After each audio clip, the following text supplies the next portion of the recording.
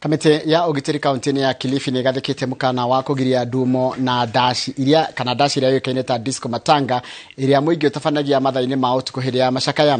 Itua riri rikinyanirio ni kamite ya ugitiri ya kaunti ya Kilifi igitongorio ni commissioner wa kaunti no Joseph Biwott.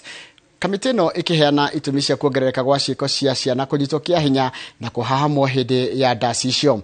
Akianira itua riu commissioner Biwott arutite mukana kuri family iria ikwirirwo akiuga nio maricokagia ciuria cia thirikari riria dashi icio ciatafanio thiini wa micii yao. Komanda wa borithi kaunti ya Kilifi Fatuma Hadi ni anyitite itua riri baru akiuga uthuthuria wao ni wonanitie ati airitu a cukuru ni marohanda thutha wa kwigiritania kana kwingirania na thirito iria ciambiririo dashi-ini icio.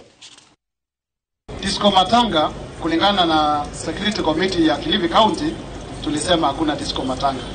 Na nitachukua nafasi hii ya leo hapa Kaloleni.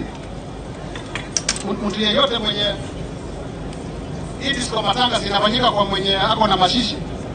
Tukiwa na disco matanga hatutachukua nafasi yoyote ku waste time, tutaendea mwenye familia hiyo yenye iko na mashishi. Kwa sababu hao ndio wanaharibu watoto wetu.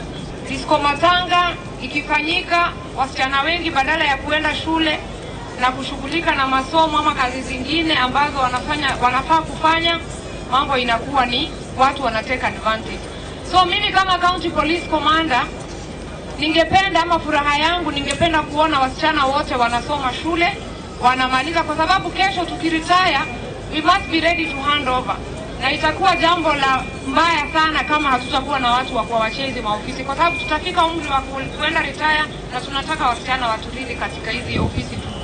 So issue ya disco matanga kuna mikakati tumeweka, kuna areas zimefanya kama Chonyi. So hiyo issue ya disco matanga mkae mkijua kwamba mtasikia kweli